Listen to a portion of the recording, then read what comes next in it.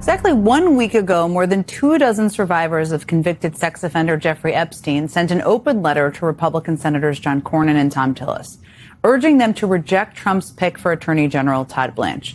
And their reasons were pretty clear. I mean, after their brief meeting with Blanche, they said that he showed no remorse for the horrific release of materials that exposed survivors' identities and images. They also said he also gave no indication that he believed there were investigative leads worth pursuing or that he intended to seek accountability beyond Jeffrey Epstein and Ghislaine Maxwell. And while both Cornyn and Tillis continue to withhold their support for Blanche, as I was just discussing with Senator Whitehouse, it's worth noting that Cornyn's reservations seem entirely centered on Blanche's improper IRS settlement with Trump, rather than his apparent attempts to downplay and cover up the Epstein scandal. Regardless, the outrage over Blanche's mishandling of the Epstein files is definitely not going away. In fact, it might be coming to a city near you. Remember the pop-up Epstein Files reading room that drew lots of attention for good reason a few months ago, where you could go and read 3.5 million pages of Epstein Files or whatever portion of that you could make it through? Well, now the Institute for Primary Facts and Defiance.org, who organized that installation, are taking it on the road. And they're literally rolling out a truck that will carry millions of pages of the Epstein Files for public viewing. You can see it right there. And it's set to be officially unveiled on Capitol Hill tomorrow morning. It's a big, fat, visual, traveling reminder to senators that Todd Blanche is uniquely unfit to serve as Attorney General. Joining me now is Miles Taylor. He was chief of staff in the Department of Homeland Security during Trump's first term and is now one of the organizers of this Trump-Epstein bookmobile. Miles, thank you for being here. Thanks for having me. I bet you wouldn't have predicted this is exactly your path a couple of years ago, but here you are. You know, it's not, but let me just say at the outset, I mean, in the 2.5 years I worked under Trump, one thing became clear. He was the most corrupt human being I've ever met. And no episode epitomizes his corruption better than what has happened with the Epstein files. So in a way, it makes perfect sense that this is the story arc. No doubt. I mean, I have to ask you, because the 3.5 million pages of documents are online. People can read them. They're technically available online, I should say. Why did you decide physically? Tell me about the decision to take them on the road. What are you going to be doing? Where are they going to be going? How will this work when it comes to a community? It's the creative genius of our partners at the Institute for Primary Facts to just say, let's print this and have people see what the magnitude of the files look like. And I'll tell you, when I went up to New York City, still having talked with them for months about this, I thought, you know, it's interesting, but is it going to feel like an exhibit worth visiting? I walked in, I went downstairs. I saw 6 survivors, half of them in tears. Yeah.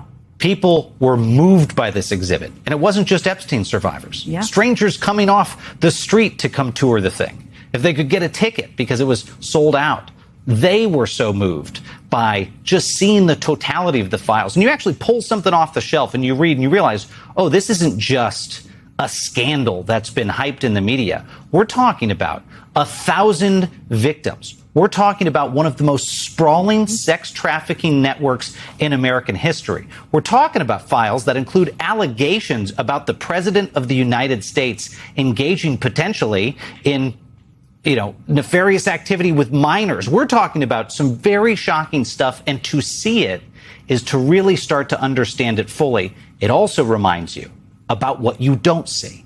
You see the magnitude and you realize millions of files have not been released. Thousands of people have not received justice. At least dozens of co-conspirators have not been revealed. And you recognize this cover-up is not over yet, and it needs to be uncovered.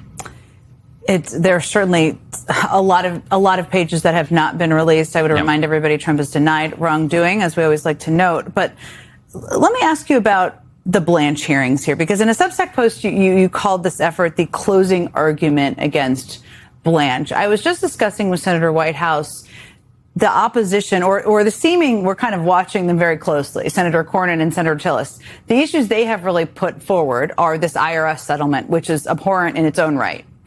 But I wonder what you think of why that's the issue that seems to be giving some Republican senators pause.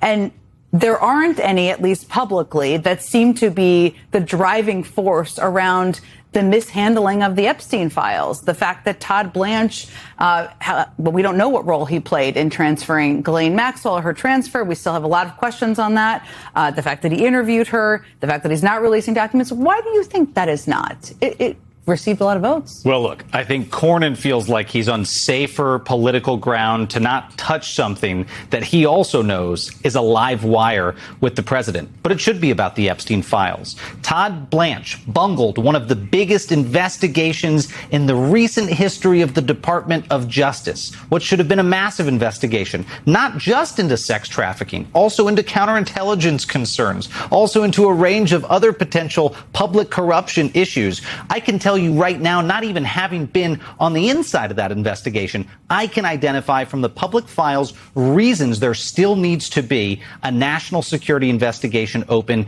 into Jeffrey Epstein and his associates. And there is not. And we all know why. We all know why. And that's the big 800-pound gorilla in the room in Washington, D.C. And that's why we're doing this. We're doing this because whatever happens to Todd Blanche this week, whether he gets confirmed or not, the survivors are saying, we're not going to be shut up. We're going to call attention to this, and we're going to keep doing it for years until someone is in power to reopen these investigations. And in fact, tonight, Jen, if folks want to go vote on what cities this go to, they can. As of right now on air, they can go to TrumpEpsteinBookmobile.com and they can say what cities they want this to travel to. Survivors are going to be going to these cities. We are not going to let them redact the survivors the way they've tried to redact the co-conspirators in these files. You want this bus, you're coming your way. You have a voice here. Let me ask you, these survivors are so incredible. You've spent time with them. I've spent time with them as well. And they've been so fierce and strong through so many moments over the last couple of years. And long before that, the Blanche meeting for many of them was extremely disturbing and upsetting because of what he conveyed, because of how he treated them. In many ways, Blanche is the most emblematic version of what you're talking about here, these sycophants who Trump has surrounded himself with. Of course, Trump wants him to be confirmed for a full term. What should people understand about the damage that he could do if he's confirmed, fully confirmed? Well, first, people should remember these folks are people. Let me mention one of them. I think you probably had her on your show, Danny Bensky, one of the most courageous women I have ever met. Someone who was one of the Epstein victims, the type of person who could get steamrolled by bringing the allegations she brought forward into the public domain. And she did it anyway. That bravery is a real person facing real risks, the power of a real administration. That's significant.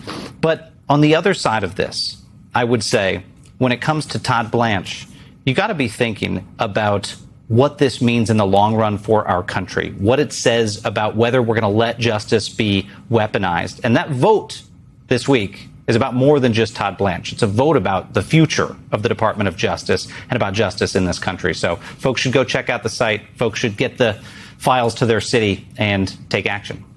Miles Taylor, thank you so much for being here. Thanks, Jen.